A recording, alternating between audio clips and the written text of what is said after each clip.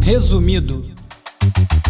Olá, eu sou o Bruno Natal, hoje é dia 2 de junho e no resumido número 366, calma, a IA não vai roubar o seu emprego. Erro virou prova de humanidade, foto real confundida com deepfake, tokens de IA cumprem o que o cripto prometeu, fuga do Google em busca dos links azuis e muito mais. Vamos nessa, resumido!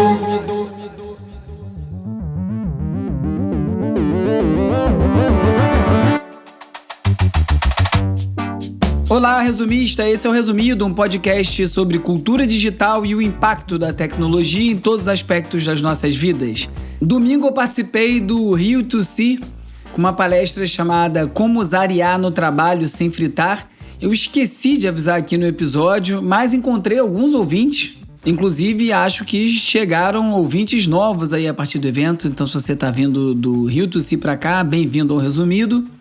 E essa é uma palestra que está formatada para ser apresentada em empresas. Então, se você tiver interesse em uma palestra do Resumido sobre o impacto da IA no trabalho, é só você entrar em contato comigo através do e-mail brunonatal@resumido.cc, ou você pode me encontrar também no @resumido.podcast no Instagram. Tem também o WhatsApp do Resumido, que é 21 97 969 5848. Eu tento responder o mais rápido possível, mas nem sempre eu consigo, e eu dou prioridade para o grupo de ouvintes assinantes do Resumido. Aliás, se você não fez sua assinatura ainda, não deixe de fazer em resumido.cc/assinatura para ajudar o Resumido a seguir adiante e aproveitar para agradecer a chuva de novas assinaturas que chegou essa semana. Semana passada não teve ninguém, essa semana teve uma turma boa. Então, muito obrigado, Marcos, Ioana, Rômulo, o grande Lúcio Ribeiro, Maria Estela, Bruno, Bernardo, Mariana, Bernardo, Thiago, Lucineide e o PN Tunes. Muito obrigado pela assinatura. Espero que mais gente se anime e assine também.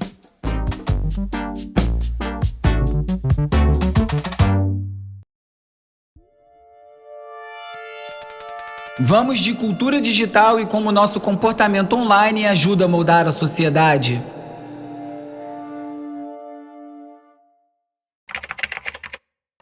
Como que eu convenci os meus filhos a não gastarem mais dinheiro com pacotinho de figurinha da Panini? Eu criei uma calculadora. Olha, agora aqui um serviço de utilidade pública. A febre do álbum da Copa do Mundo já tá a milhão. Quem tem filho, criança ou adolescente, ou um monte de marmanjo aí que tá correndo atrás de figurinha também, já percebeu isso. E essa semana teve uma história que viralizou de uma comerciante de Santa Catarina que comprou 2.000 pacotes de figurinha. Isso rende cerca de 14.000 figurinhas para ajudar o filho e 2 sobrinhos a completar o álbum. Se você estivesse perguntando quanto vale isso, bom, cada pacotinho custa R$7, então significa que ela gastou R$14.000 nessa brincadeira aí. Aí, como ela tem uma livraria e uma loja geek, ela aproveitou para vender as repetidas de maneira avulsa. O vídeo foi um grande sucesso, ela acabou comprando mais figurinha com o dinheiro das avulsas que ela vendeu. As pessoas ficam completamente doidas com essas figurinhas. E aí fica a pergunta, né? Qual é a graça de você completar o álbum nessa velocidade? Compra uma revista que já vem as fotos todas impressas lá, né? A graça é você brincar, desenvolver uma estratégia, trocar, jogar bafo. E justamente por conta dessa pergunta, uma outra mãe acabou viralizando, só que em vez dela abrir a carteira, ela abriu uma planilha. Ela se chama Marina e no Instagram ela publicou um vídeo explicando a calculadora baseada em probabilidades e estatísticas que ela montou para poder mostrar para os filhos que a lógica do álbum é bem diferente dessa mais óbvia de sair comprando figurinha, porque no começo da coleção quase toda figurinha é inédita, obviamente, mas conforme o álbum vai ficando cheio, quase todo envelopinho que você compra só vem repetida. Mas vai explicar isso para uma criança que tá doida lá para tirar a figurinha? Então ela montou uma calculadora que simula as compras, vai mostrando a relação entre o gasto e a chance de encontrar uma figurinha nova, e assim a criança consegue visualizar essa lógica, essa obviedade quase, que quando tá quase completando o álbum, o melhor mesmo é trocar. Mas o melhor mesmo é trocar durante o álbum todo. E não é só figurinha que faz o pessoal gastar dinheiro online ou offline, não. Muita gente deve se lembrar da passagem da Dua Lipa aqui pelo Brasil, de quem eu sou fã. Foi em vários lugares muito legais aqui do Rio, divulgou a beça. Inclusive, ela jantou ao lado da minha casa. Eu desci e vi ela. Meu filho estava voltando para casa, falou: a Dua Lipa está ali embaixo. Eu fui lá ver, ela estava mesmo. E chamou muita atenção a curadoria dos lugares que ela foi. Todo mundo se perguntando quem será que passou essas dicas para ela. E eis que o Google anunciou uma parceria com a cantora e com a plataforma editorial que ela tem, a Service 95, em que ela transformou as recomendações de viagem dela em conteúdo dentro do Google Maps. Então não dá pra saber, mas o que parece é que enquanto ela estava divulgando esse monte de lugar legal aqui no Rio e em outros lugares do mundo, ela estava já trabalhando pro Google, mostrando essa capacidade de curadoria dela, para depois transformar isso num produto dentro do Google. Então eu fico pensando aí quem é que passou essas dicas para ela, botou ela na boa no Rio de Janeiro inteiro, para depois ver ela faturar a graninha com o Google. Bom, pelo menos as dicas são boas e tem coisa pior para você acreditar online do que a dica da Dua Lipa sendo sincera, genuína ou não. Semana passada, o Flávio Bolsonaro visitou o Trump nos Estados Unidos e rapidamente um monte de foto apareceu online. Uma delas real, divulgada pela própria Casa Branca, mas várias outras variações que não eram reais, que mostravam o irmão dele também na sala, coisa que não aconteceu. E eu comecei a receber muito link de vídeos de pessoas provando que a foto dele era gerada com IA e não era. E esse episódio todo, há alguns meses da eleição ainda, mostra como a gente já está com uma propensão em não acreditar em nada que a gente vê online, e isso não é muito bom. Acho que eu falei disso, inclusive, no episódio passado, sobre o texto que eu escrevi para a MIT Tech Review aqui do Brasil, falando sobre o ceticismo digital e como essa desconfiança inicialmente pode ser boa, porque a gente começa a cair em menos coisa, mas que a longo prazo é muito ruim, porque a gente começa a não acreditar em nada. Porque não para de ter pegadinha também, né? Com coisas digitais, principalmente. Em Ciudad del Oeste, no Paraguai, alguns telões publicitários começaram a mostrar umas imagens do ex-presidente Jair Bolsonaro, o pai do Flávio, descendo a porrada no jogador do Palmeiras, o paraguaio Gustavo Gomes, que também joga na seleção do Paraguai. E o povo lá ficou doido, saiu depredando, quebrando esses telões de publicidade, gerou um problemão. A empresa disse que não tinha nada a ver com isso e a principal desconfiança é que o sistema tenha sido hackeado para exibir essas imagens. Os dois casos mostram o nível de sensibilidade que a gente está vivendo com essas imagens digitais, em que ninguém mais sabe o que é o que e responde de maneira bem real a isso tudo, né? E também falando sobre no que acreditar online ou no que acreditar do digital, na newsletter da Semafor, a First Word, o jornalista Reed Albergotti falou que os tokens de IA podem acabar virando uma coisa muito maior do que só uma métrica técnica. Os tokens são unidade de medida da IA, é assim que você calcula o quanto que você está consumindo de IA, como se fosse uma ligação de interurbano, né? Você calculava pelo minuto, mas dependendo de cada país você estava ligando, né? Os pulsos eram mais caros ou mais baratos, é assim que funciona o cálculo de IA. E para ele, à medida que a economia vai dependendo cada vez mais dessas ferramentas de inteligência artificial, esses tokens podem acabar virando uma espécie de moeda digital universal, uma unidade de valor mesmo que vai servir para computação, para automação, para qualquer trabalho realizado por máquina, que é uma coisa que as criptomoedas vem tentando aí durante muito tempo, que é criar um dinheiro nativo da internet. Até hoje não tem uma adoção massiva, apesar do Bitcoin ser enorme, tem várias outras moedas, né, as chamadas altcoins, e várias delas são calcadas justamente em computação e IA. Quem se estourou aí no último ciclo botando dinheiro em altcoins sabe muito bem algumas dessas moedas relacionadas a IA, talvez algumas se recuperem aí no próximo ciclo, mas a diferença é que esses tokens de IA já têm uma utilidade imediata hoje. Então, se as pessoas começarem a comprar e vender, negociar essa capacidade de IA, de recurso de GPU, vai ter um mercado para as pessoas negociarem isso como se fosse um ativo. Começa a ter um mercado de futuros, né, ligado à infraestrutura de IA, parecido com o que você vê, por exemplo, de energia, de petróleo. E assim, esses tokens já podem virar essa tão sonhada moeda universal digital. Vai saber, eu não tinha feito essa relação entre os tokens de IA e cripto, mas faz bastante sentido. A própria Semafor também falou que o Wall Street criou um mercado futuro para poder computacional de IA, exatamente com esse intuito de negociar da mesma forma que negocia petróleo, energia elétrica, commodity agrícola. A ideia é transformar GPU, chips, poder de processamento em ativos negociáveis. É um pouco diferente em relação do token, né? Porque aí você está negociando esse poder computacional que vai ser materializado na forma de algum ativo, mas é diferente dessa leitura da Semafor sobre os tokens virando uma moeda. É paralelo, né? São coisas similares. E para dar uma descansada dessa hiperdigitalização, a The Atlantic falou sobre como os typos, os erros de digitação, estão virando uma prova de humanidade nesses tempos de IA.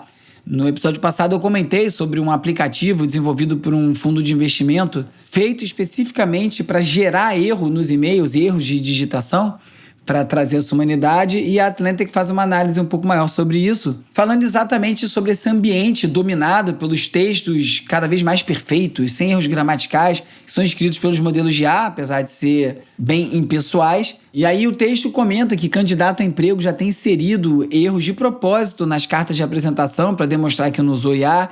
Eu, às vezes, quando estou escrevendo post no LinkedIn, penso nisso. Cara, não vou consertar isso aqui não, vou deixar assim como tá, que parece que eu que escrevi.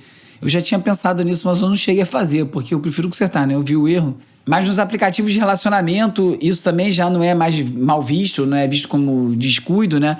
E aí esse texto cita um estudo de 2024 que falou que os usuários tendem a confiar mais em chatbots que ocasionalmente cometem erros e corrigem esses erros do que nos que se comunicam de maneira perfeita o tempo todo. Isso é relevante à medida que mais da metade das publicações em inglês no LinkedIn já pode ter sido escrito com auxílio de IA, de acordo com alguns estudos que também foram citados nessa matéria da The Atlantic. E a New Yorker falou de um assunto parecido. Falou sobre a nossa saudade ou esse desejo pelas inconveniências da vida.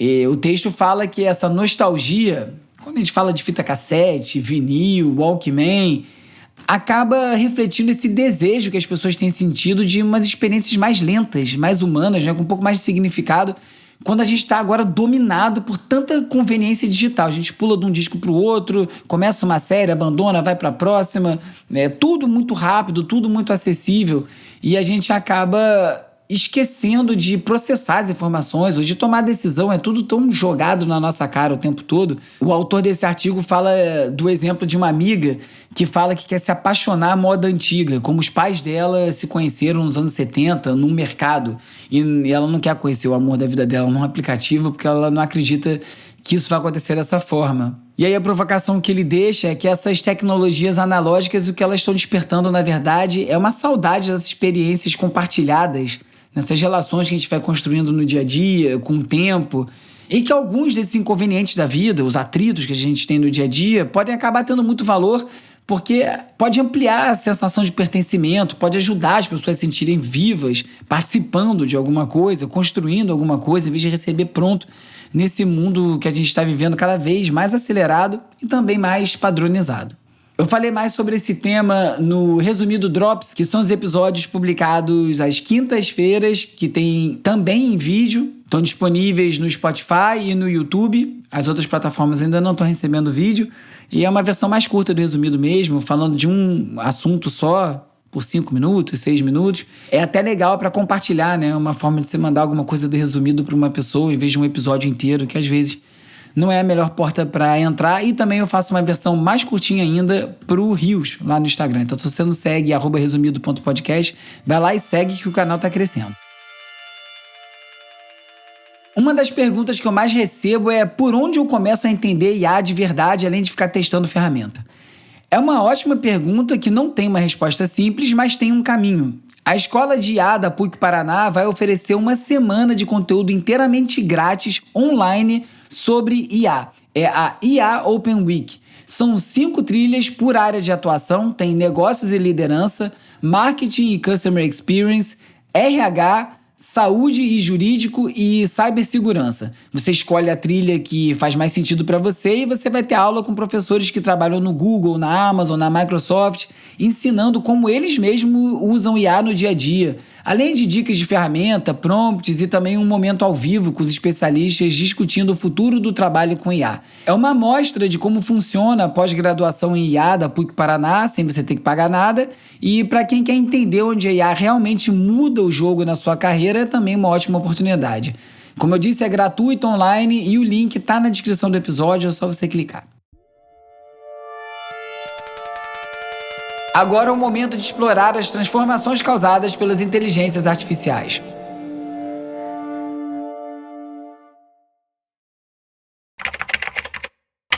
Fuck AI. Fuck AI. Fuck AI.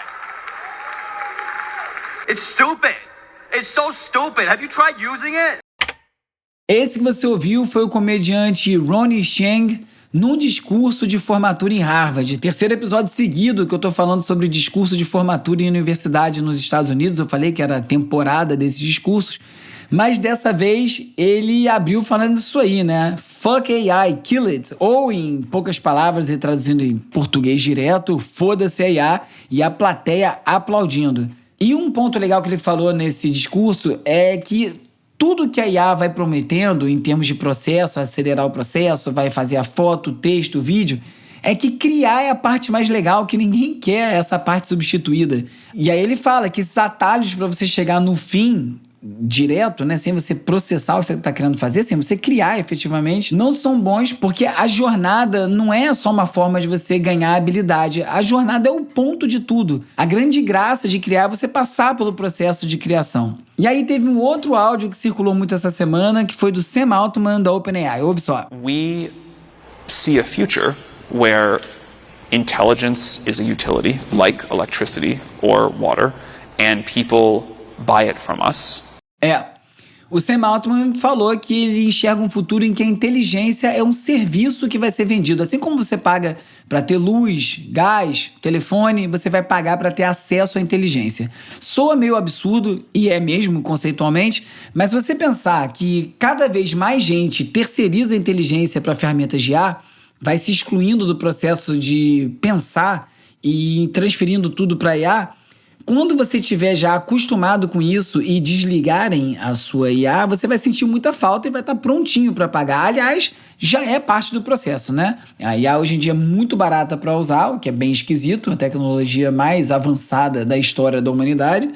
Todo mundo usando de graça ou pagando muito pouco, parece muito com o processo de acostumando as pessoas a usar e viciando as pessoas mesmo para depois subir o preço. A gente viu isso com o Uber, né? Era tão barato, tão prático, tinha água, balinha e depois ficou mais caro que o táxi. E é claro que o Sam Altman se vê na posição de quem vai vender essa inteligência. É um conceito completamente maluco, eu não acho que a humanidade vai permitir isso, mas é a visão dele. Só que alguns dias depois, num outro evento, o Sam Altman reviu a posição dele sobre o apocalipse do emprego. Ele que é uma das pessoas que vem falando que o emprego vai acabar, que a IA vai revolucionar todos os empregos, e diz que não é bem assim, que ele agora começou a ver que ele acertou as previsões tecnológicas, mas está errando muito nos efeitos sociais, nos efeitos econômicos, e que ele está muito feliz por ele ter superestimado o risco de destruição rápida dos empregos. E aí o exemplo que ele usou foi a IA do Sam, que foi uma IA que ele criou para tentar delegar as respostas de e-mail, as mensagens dele para serem geradas por IA, que se identificava como ele, mas ele teve que voltar a responder pessoalmente, pelo menos parte dessas mensagens, porque quem recebia não estava gostando.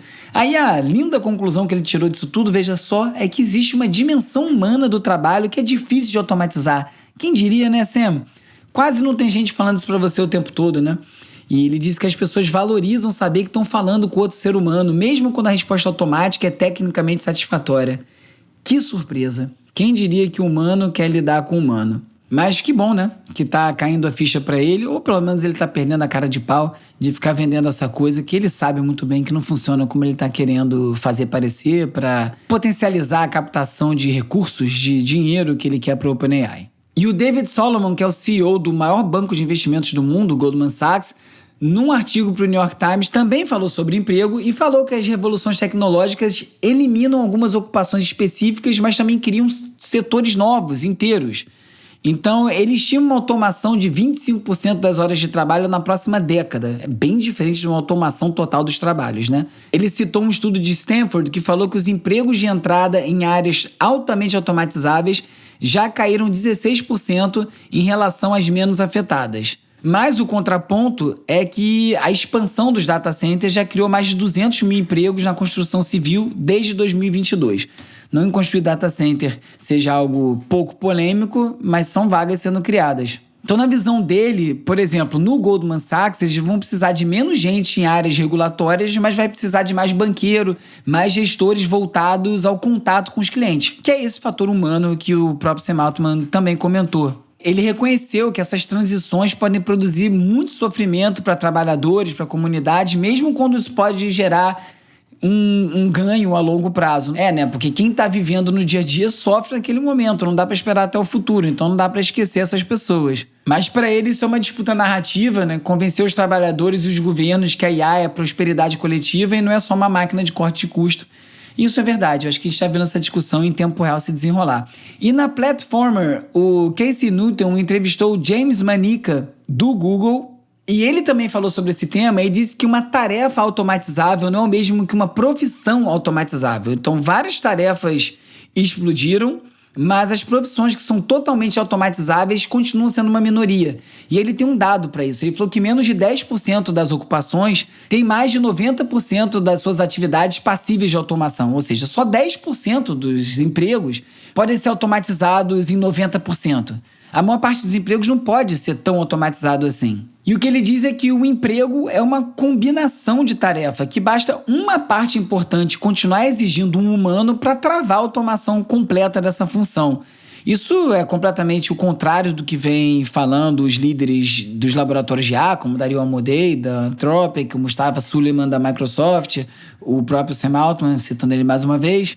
E o que o James do Google fala é que algumas previsões que foram feitas há 2 anos até agora não se cumpriram, né? Falavam que em 2 anos a gente já ia ver esses efeitos, a gente não viu, que o colapso era iminente e não aconteceu isso, então ele continua apostando que não é iminente, que a gente ainda vai ter muito tempo trabalhando. Aí ele dá um exemplo, né? A versão do futuro do programador. O cara vira um supervisor, um coordenador, um estrategista de agente. Então, vão gerar novas funções, os trabalhadores vão conseguir se reposicionar e que a preocupação, então, não é o desemprego, é se adaptar para essa nova realidade, né? Como os trabalhadores vão conseguir ser treinados e se reposicionar para poder receber apoio nessa transição. E um outro artigo do Benedict Evans também corrobora essa visão. Ele fala que a premissa errada é você tratar o emprego como um conjunto fixo de tarefas que podem ser medidas. Aí ele dá o exemplo da contabilidade. Depois de mais de um século de automação, com calculadora, planilha, o número de contadores continua crescendo. O contador hoje em dia tem o mesmo nome, só que ele faz um trabalho completamente diferente. E, inclusive, abriu outras oportunidades, coisas que poderiam demandar um contador, mas que era tão caro antigamente, tão complexo, que não era solicitado, não era contratado para isso, e hoje é. E aí ele cita o paradoxo de Jevons, que fala que quando uma atividade fica mais barata e rápida, frequentemente o que acontece é mais demanda por ela, não menos. Então, muitas vezes o que acontece é que o emprego permanece e o que muda, o que desaparece é o modelo econômico. Aí ele dá o exemplo também dos jornais. O problema não foi automatizar jornalista, foi a internet destruir a receita dos classificados.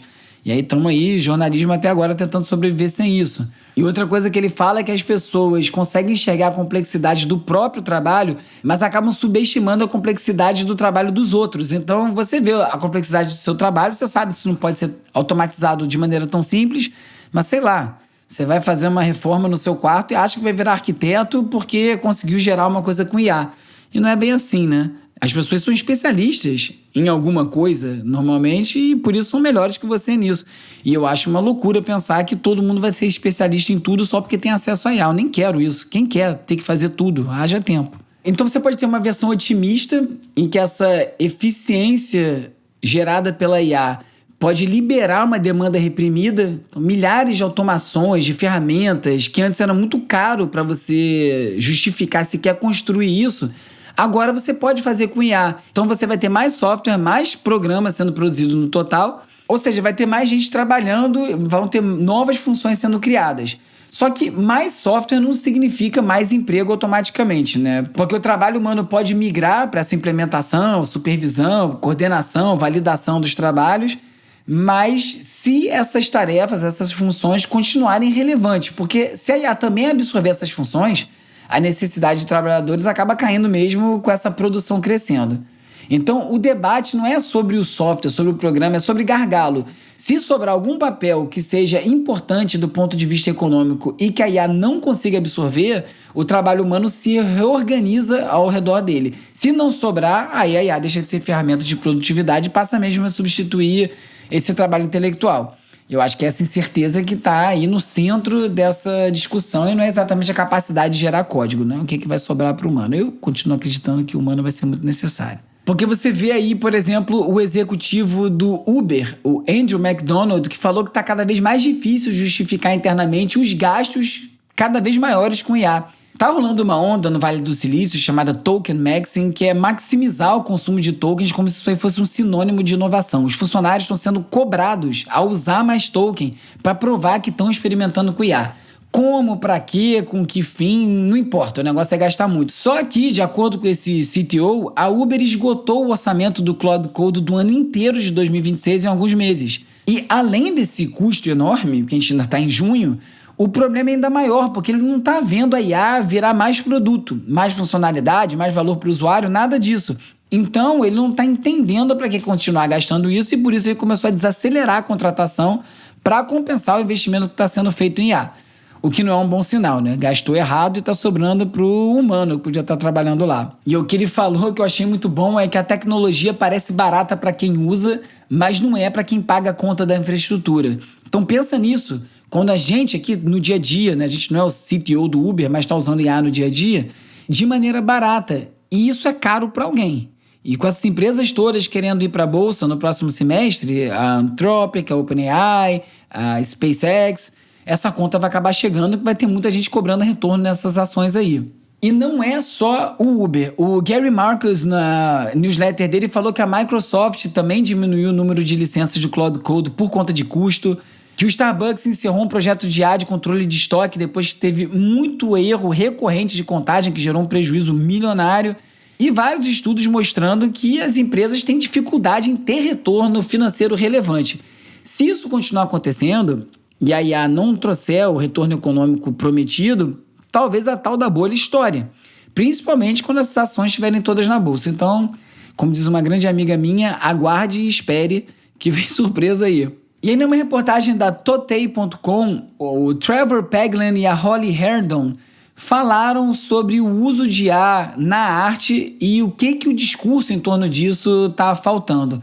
Eles trabalham com IA há muito tempo, antes dessa popularização das ferramentas de IA generativa, e a opinião deles, então, eles não formaram agora. E eles não concordam com essa divisão de ser pró-IA, anti-IA, porque eles acham que dá para explorar a tecnologia de maneira crítica e trazer e gerar benefício a partir daí.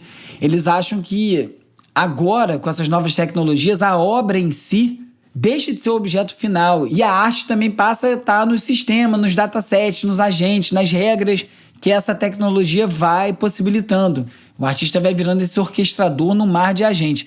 Muita gente não sabe, mas vários artistas aí muito conhecidos no meio da arte mesmo têm seus assistentes para produzir as obras. O Damien Hirst é um desses artistas e vários outros também têm seus assistentes que às vezes montam a obra inteira a partir da visão dele e a obra não deixa de ser dele por conta disso.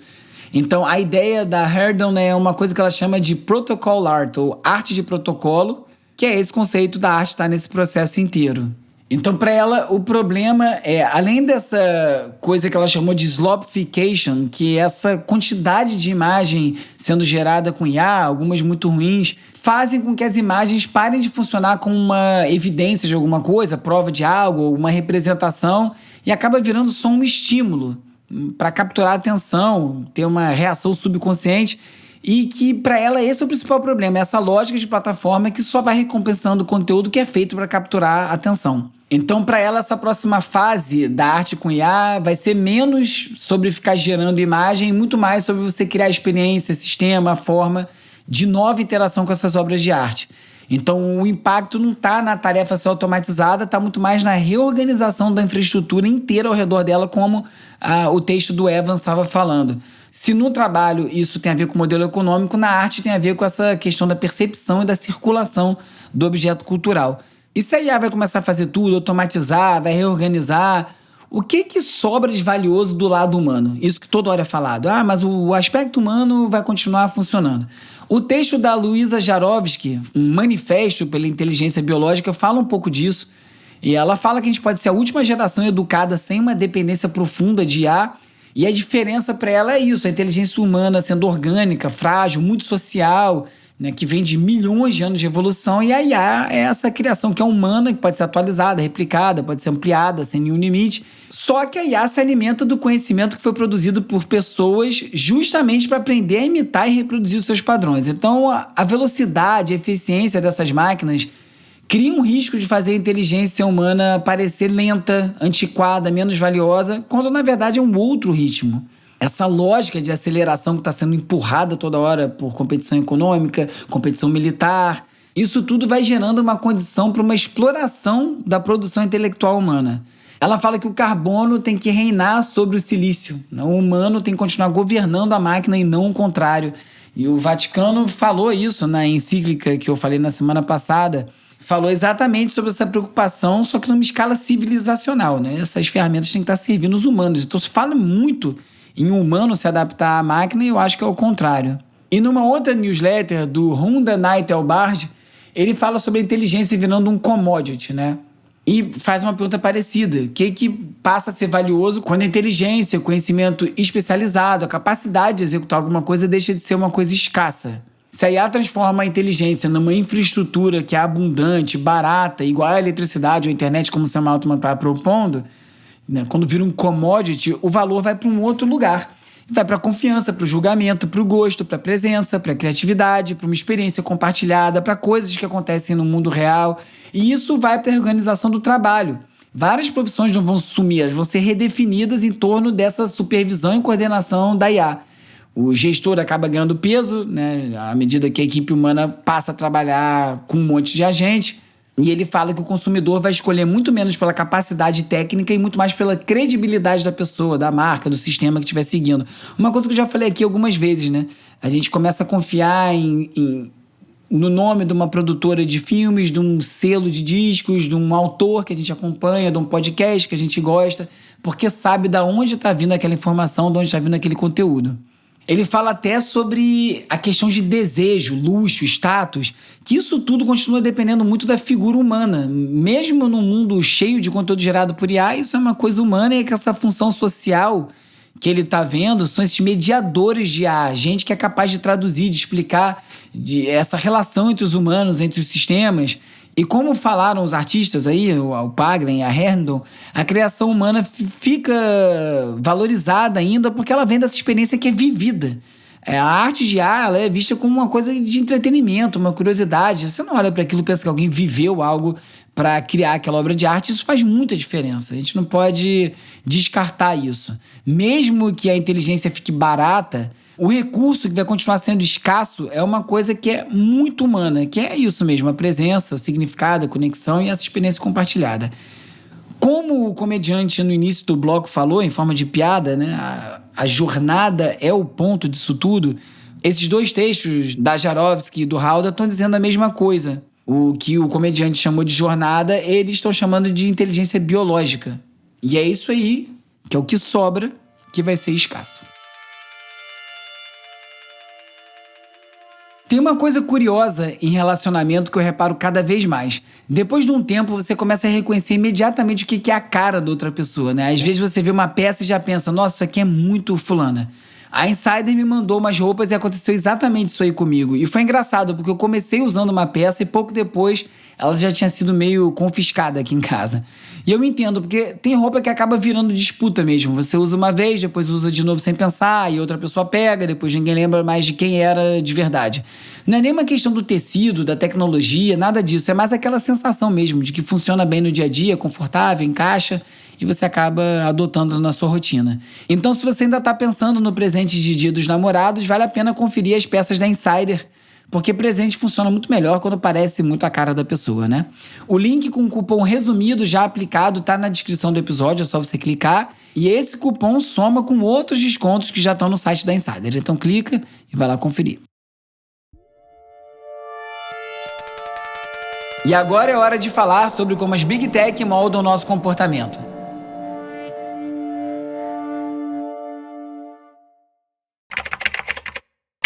When you turn your product to PagerDuty, don't be surprised when they start craving the duck. Google recently announced their biggest changes to the search box since its inception. AI is now there. O DuckDuckGo é uma das principais alternativas ao Google. É quase um manifesto usar o DuckDuckGo, muita gente usa.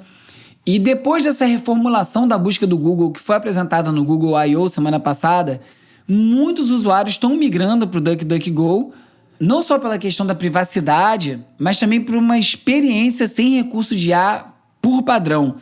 Depois que o Google anunciou que vai passar a funcionar cada vez mais de maneira conversacional, com caixas de diálogos bem maiores, tipo um chatbot, com as respostas geradas por IA sendo o centro da experiência, o DuckDuckGo teve um aumento muito grande de download, de acesso, porque exatamente quando a indústria está apostando que a IA vai ser essa interface dominante da internet, tem uma demanda de muita gente que quer evitar isso. A pessoa quer fazer uma busca e receber lá o bom e velho 10 links azuis que o Google nunca mais entregou. E o DuckDuckGo está se aproveitando disso. Teve um crescimento de 18% em média na semana seguinte ao anúncio do Google, chegando a pico de 30%. No iPhone, esse aumento chegou a quase 70% em alguns dias. Tem até um link que é o noai.duckduckgo.com, que desativa todos os recursos de IA do buscador. Então, esse aí também já disparou o acesso a esse, porque eles também têm alguns recursos de IA, mas assim ele já desliga de uma vez. O que o DuckDuckGo aposta é que o usuário vai poder escolher quando quer, se quiser, em vez de tomar a goela abaixo um monte de IA, como a gente vem vendo. Em outra notícia, o empresário Byron Allen assumiu o controle do BuzzFeed. Ele comprou 51% das ações da empresa por $120 milhões. BuzzFeed, para quem não lembra, foi um dos maiores sucessos da internet em termos de site de notícia. Estabeleceu muito do formato que tomou conta e acabou pulverizando e tornando as notícias algo tão superficial. E o plano desse novo comprador é usar a marca do BuzzFeed, que, como eu falei, já foi símbolo do jornalismo viral, era muito conhecido pelas listas compartilháveis, como base para ele criar uma nova plataforma de vídeo para competir com o YouTube. Então ele está apostando aí em combinar os ativos de mídia do BuzzFeed com essa infraestrutura de streaming que já é controlada por ele, numa outra empresa. E aí ele quer botar inteligência artificial em tudo, óbvio, para acelerar a produção, distribuição, descoberta de conteúdo. Então é isso, vem aí um concorrente pro YouTube. Faz tempo que ninguém tenta, né? E às vezes é bom. O cara tá parado lá sozinho, alguém vem dar um saculejo, melhora para todo mundo. E a Meta também lançou um programa de assinaturas no Reino Unido. Isso é para se adequar às regras digitais do Reino Unido, que dá ao usuário a opção de usar o aplicativo de maneira gratuita assistindo publicidade personalizada, ou seja, tendo seus dados usados para gerar publicidade, ou pagar para impedir que seus dados sejam utilizados para isso e você usar o app em paz. Parecido com o próprio YouTube, aliás, né? O YouTube Premium, que tira todos os anúncios. A assinatura vai custar entre cerca de £3 e £4, dependendo se você vai usar no desktop ou no iOS e no Android, né, no celular. E na sequência, a Meta já anunciou que também vai lançar um sistema de assinaturas para o Instagram, para o Facebook e para o WhatsApp. Em alguns mercados, não só no do Reino Unido, vai custar preços parecidos, só que em dólar, $4. E a ideia é dar alguns recursos extras, principalmente para os usuários que usam essas ferramentas de maneira profissional. Então, algumas coisas que as pessoas desejam, como ter direito de botar PIN em mais mensagens ou ter mais informações sobre os stories, vão ser ferramentas pagas. De certa maneira, até surpreende, né? Com a base de usuários que a Meta tem, não ter tentado vender algum serviço de assinatura para todos, porque qualquer $1 vindo de cada um desses usuários aí é muito dinheiro. Todo mês aí pingando $2 bilhões não é brincadeira, não. Você pagaria para parar de ver anúncio e ter mais controle dos recursos do seu Instagram? Ou será que não vai ser nem opção de pagar? Logo vai estar todo mundo pagando. Veremos. Hora de relaxar com as dicas de ver, ler e ouvir.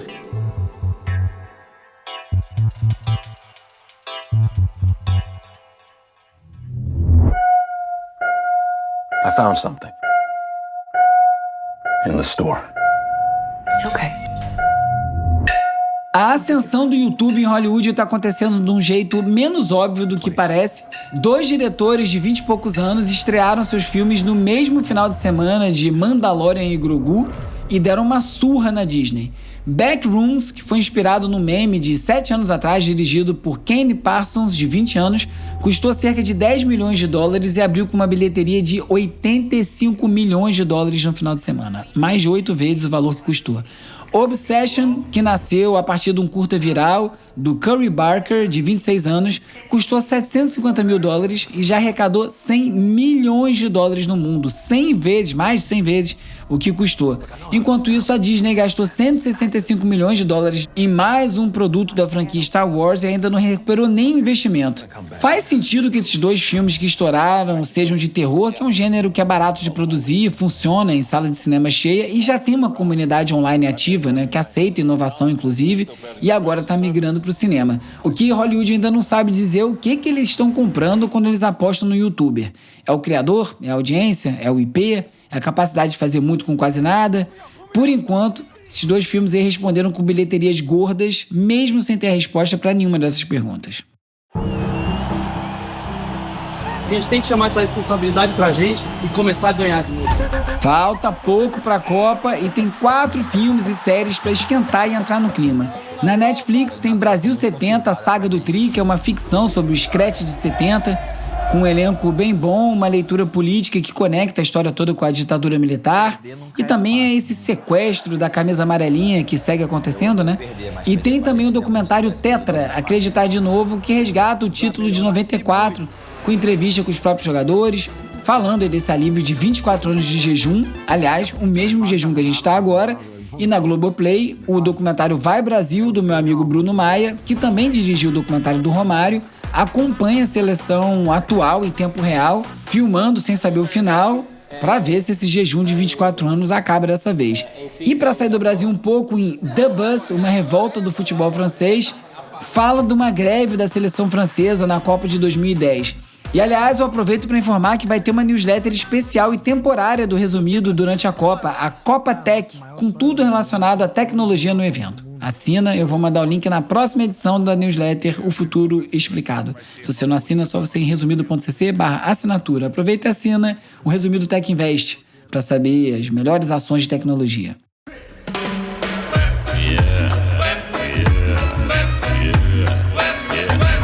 O disco Mano junta Erasmo Carlos com uma lista de rappers, incluindo Emicida, Criolo, Tássia Reis, Xamã, Marcelo D2 e vários outros, para conectar o repertório do Tremendão, o repertório dos anos 70, com o hip hop brasileiro de hoje em dia.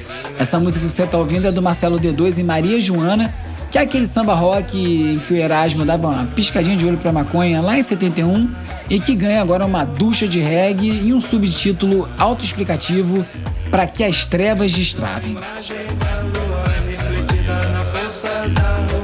Nesse episódio você ficou sabendo que uma calculadora de figurinhas da Copa mostra que comprar envelopinhos não compensa, que foto real de político foi confundida com IA, mostrando essa nossa desconfiança total em tudo que é digital, que tokens de IA podem entregar a utilidade real que a cripto prometeu, que o erro e o atrito podem indicar a humanidade no mundo digital, que a IA não vai roubar o seu emprego, que o DuckDuckGo cresceu 30% após o Google substituir os links por agentes de IA, que o Facebook e o Instagram vão cobrar assinatura sem anúncio no Reino Unido e muito mais. Se você gosta do Resumido, além de fazer a sua assinatura, você pode também ajudar compartilhando e divulgando. Recomenda para mais gente, manda nos seus grupos de WhatsApp, posta no Instagram, isso aí ajuda muito. Não deixa também de curtir, de assinar, de seguir, dar 5 estrelinhas, deixar uma resenha na plataforma que você estiver escutando esse episódio agora. E se você quiser mostrar que você ouviu esse episódio até o final, deixa um comentário lá com a palavra secreta da semana, que é desconfiança. O Resumido é produzido e apresentado por mim, Bruno Natal. O roteiro é escrito por mim e pelo Agenor Neto. O Cauê Marques coedita a newsletter O Futuro Explicado e as redes sociais, que contam com animações do Peri Selmanman e design do Felipe Araújo. A edição e mixagem são feitas pelo Hugo Rocha, da Usina Sons. A foto da capa é do Jorge Bispo e o tema original foi composto pelo Gustavo Silveira. Eu sou o Bruno Natal, obrigado pela audiência e semana que vem tem mais Resumido. Resumido.